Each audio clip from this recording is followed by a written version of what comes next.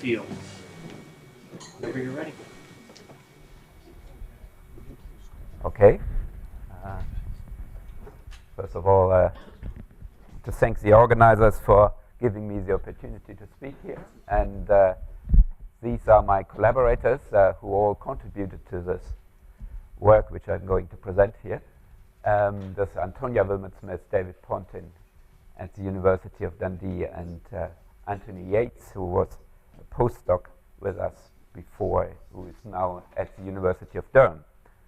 So what I'm going to talk about are braided magnetic and vorticity fields. And so in contrary to what you heard before, I'm concentrating on what happens if you have a braid and then you relax it. So the process of unbraiding, if you want. And this does not work. So the motivation behind this is our magnetic fields on the surface of the sun. So what you see here are X-ray images of the solar corona taken by this satellite trace. And you can see that these structures are very complex, and the surface of the sun is here, the dark area, and the loops are rather bright, which indicates that they have quite high temperature. And this was a problem which puzzled many solar physicists for a long time, and is still an unsolved problem. How do these loops become so hot? They are actually of a temperature of about 2 million Kelvin, much hotter than the solar surface, which is about 6,000 Kelvin. Now, the only source of energy which could provide such a heating is a magnetic field. And so there's an old idea put forward by Eugene Parker, that the braiding of these loops, due to the motion of the foot points, which are anchored in the solar surface, and the solar surface itself is not a rigid surface, but a fluid which moves, it's turbulent, that the braiding of these loops puts energy into the loops, and then the relaxation of this loop in terms of reconnection events releases this energy, and that can heat these structures. Now, below here, I sketched a simplified version of this process. So instead of having a loop, we think of this as a straightened out tube. We have a cylindrical domain. The lower boundary and the upper boundary correspond to the foot points of the loop. At these boundaries, you braid the field. You have a motion like the stirring we talked about before, and this creates a braided magnetic field in the domain. And then we have some kind of relaxation process which leads to a simplified field with a lower energy, and the difference between the energy of the braided field and the lower energy is in principle available to heat the plasma. Now, here in what follows, I will concentrate on this second part of this process. That is, I will usually assume that my braided field is given in some way, and I want to ask the question, where do I end up if I relax this? So the next slide gives you my basic setup. I have the cylinder. Z is the coordinate along, up, and X and Y are in the cross-section. The magnetic field is always directed from, it has always a positive component along the Z direction. So all the field lines connect the lower boundary to the upper boundary, Also, the boundary conditions and the lower and the upper boundary are periodic, so that later I can also close this cylinder to a torus, and that allows me to make some statements about toroidal plasmas as well.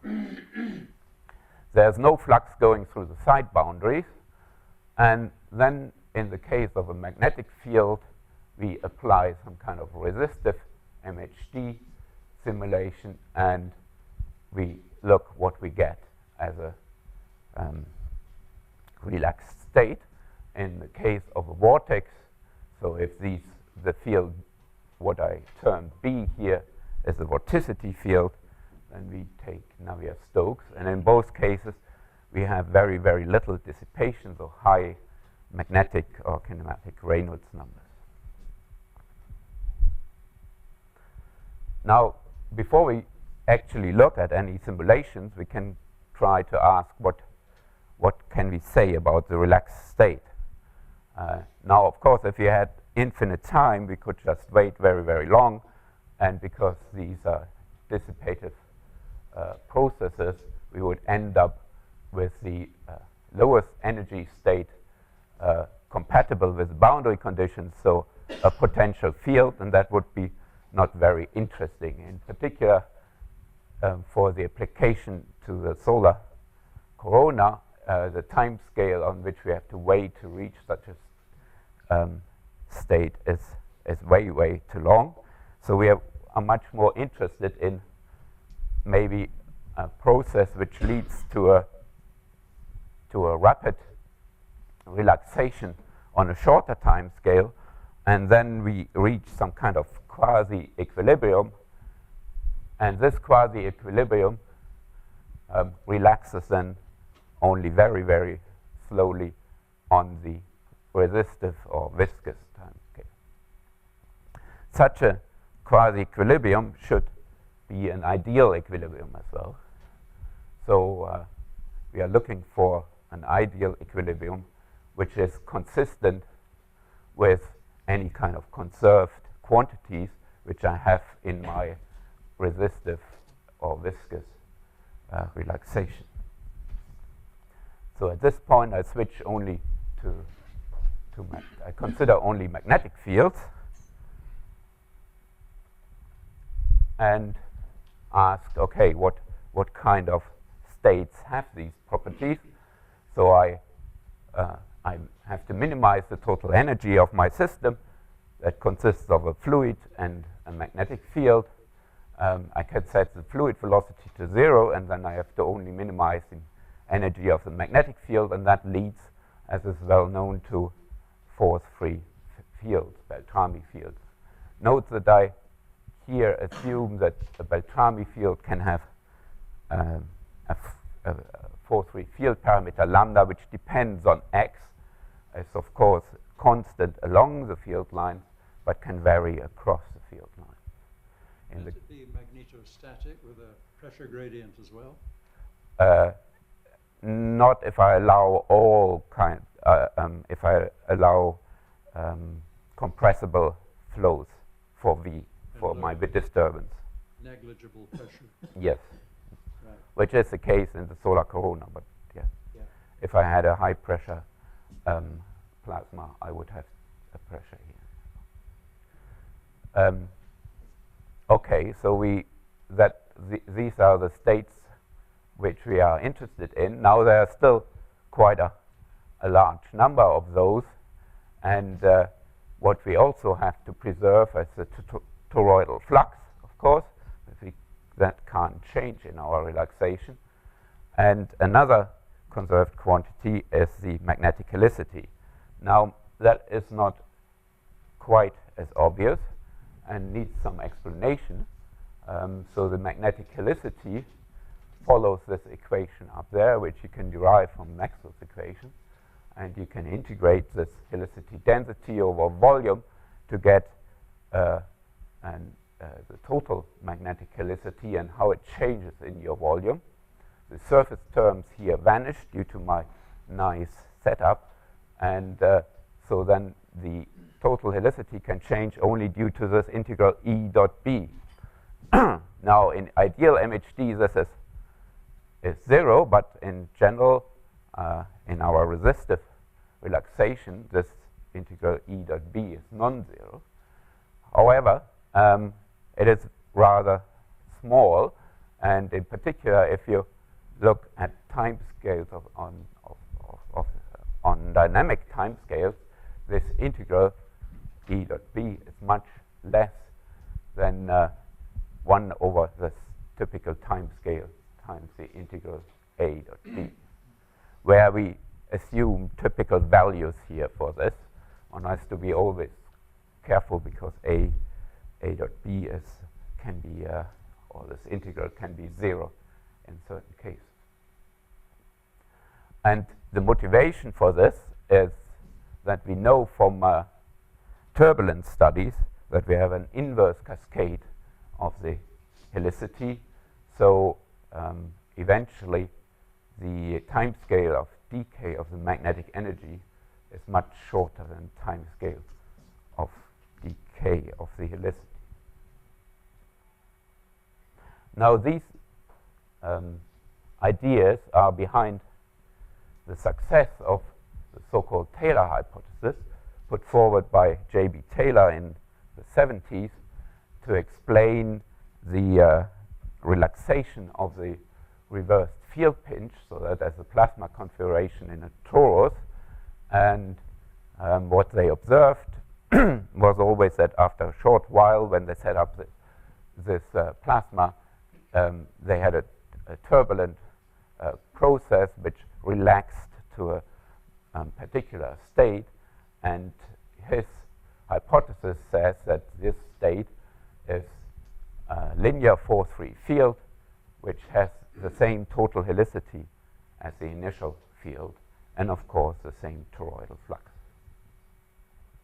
Now, this Taylor hypothesis was successful in some cases, but not always, and that motivated us to set up a number of experiments to test this in slightly different settings. And our experiment here is modeled, or our magnetic field here is modeled on this pigtail braid, and you recognize the same kind of stirring protocol as Phil Boylan showed us in his talk.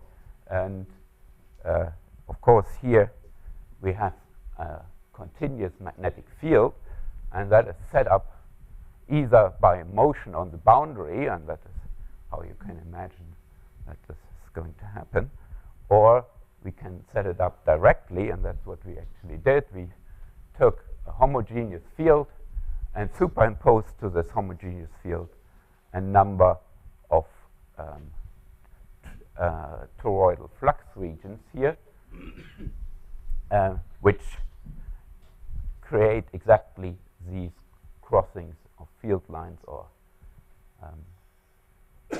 braiding, which we want to have. There are as many right-hand twists as there are left-hand twists in this construction, so the overall helicity of this field is 0. Okay, and now we let this field relax in an resistive MHD relaxation. And what we see is that we end up with a structure which has two twisted tubes shown here in green and yellow. It's kind of hard to see that they are twisted, but I give you an argument in a second why they are twisted. And this is in contradiction to the Taylor hypothesis. The Taylor hypothesis would say, because the initial configuration has 0 total helicity, the final state has to have 0 total helicity, and the linear force-free field, which is consistent with 0 total helicity, would be one with lambda equals 0. And so we would have a homogeneous field B Ez if we would follow the Taylor hypothesis. But that is not what we got. And you can see here in the next simulation, this shows you a cross section across the domain, and what I plotted here is the current density. That is an indicator where reconnection happens in the domain. So whenever you get very thin structures or strong gradients of this current density, you can expect that there is a location of reconnection or a change of the topology of the field in your domain. So, and if you let this run here, what you see is that very quickly thin current sheets form, and they become unstable and trigger other current sheets, and more of these develop, and the whole thing becomes turbulent. So this is an indication that we have a very efficient relaxation. So if anybody thinks that maybe what we got was due to only partial relaxation, this is a good argument against it. Where are the two concentrations here? Yeah, I show it in a second. So this is a different way of monitoring what's going on in this domain. So here I plot this quantity lambda star, which is an average over the z component of the current divided by the z component of the magnetic field, averaged over a field line. So this is a constant along each field line, and I can plot it on a cross section. In the case of a force-free field, this becomes the force-free field parameter lambda. But of course, during the relaxation, we don't have a force-free field. So the initial configuration here looks very much like these pictures you saw by Phil Boyland of these material lines, and that is due to the same kind of stirring protocol which is behind this setup. And if you let this thing relax, you see that it relaxes into a situation where you have a blue and a red blob. So that indicates you have a left hand and right hand twisted field, and it does not relax to a smooth kind of greenish background field which you would expect according to the Taylor.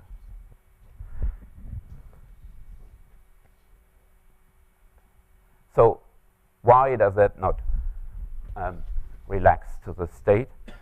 And here I have to borrow some techniques from index theory.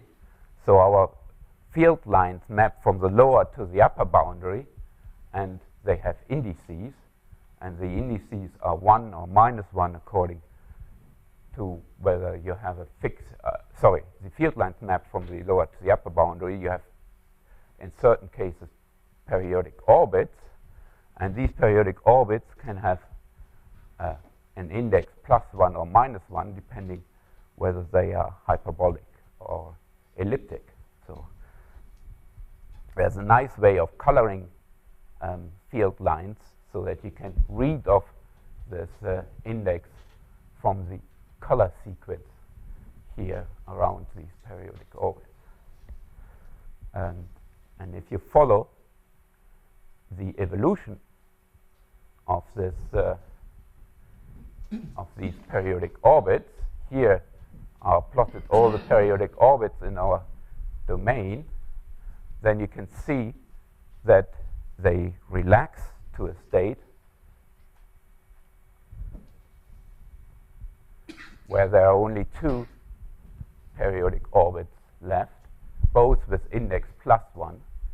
And that is how it ought to be, because we have a theorem which says that the total number of the indices in our domain has to be preserved and has to be equal to the index of the boundary.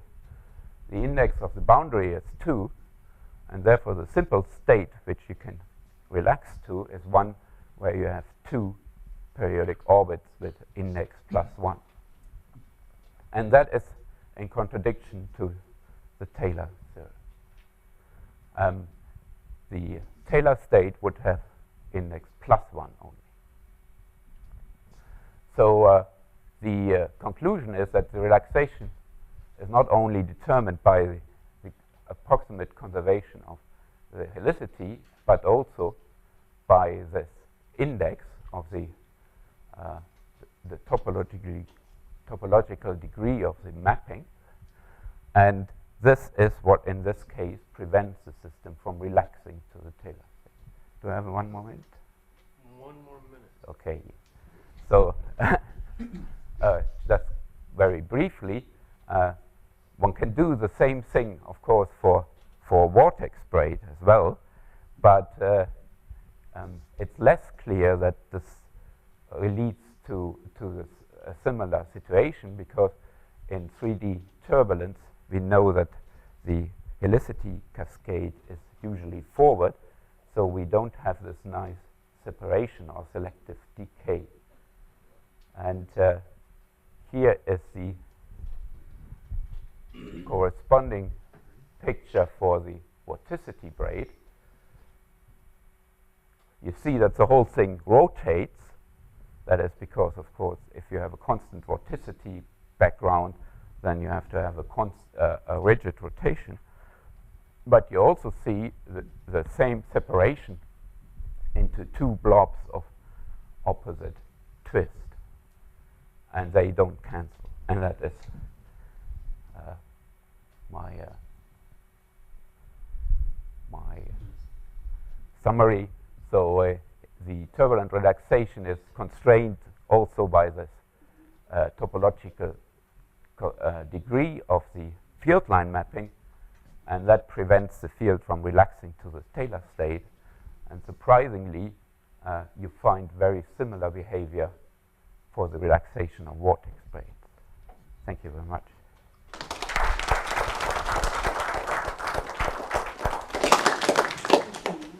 Short time for question or two. And Oscar, if you want to go ahead and get ready. Luke? And then. Okay, go ahead, Nate. Can you get around the topological degree constraint if there were a true field magnetic field null, like B equals 0, all three components, which you don't have in a braid? Say again, sorry. So in a braided cylinder, yes. B is always non-zero. Yes. There's always a BZ. Yes. If you had a true null with B equals 0, then I can't define this index anymore. so I don't know. You can still divide the domain into separate subdomains on which you can define the index, but then you have to invent some tricky theory how the indices of these subdomains connect. Jean-Luc had a question. Yeah, so is there any consequences? I mean, the plasma physicists love, Taylor states. Yeah. Are you saying that they found some Taylor states that they shouldn't have, and it doesn't depend on the boundary conditions on the side of the countermax? So in most situations which the fusion physicists consider, you have an index 1. You start already with a situation where you have an index 1, and then this additional constraint doesn't apply. So that's why the thing worked in many cases, but it doesn't work in this one. I think Taylor hypothesis was you have this very special situation with zero helicity. His argument is the helicity decay is much slower than energy. Yes. But if you start with something that there's nothing to decay, then it's a bit special. You end up with helicity 0 just as you started. Yeah. Except there are two separate. One is plus helicity, the other is minus helicity. Yeah, but note that the it's not the case that the helicity density is 0. There is helicity in the domain. It's only that it cancels out if you integrate over the whole domain. Yes. And we did other examples where we had finite helicity. and you can get. This is the beginning of the next. This is actually the starting point of the Taylor scenario. Then you have these two twisted tubes. Each has helicity, and then you relax them, and they conserve helicity but decrease energy. I suggest that you finish this discussion over coffee so that Oscar has a chance to tell us about his work.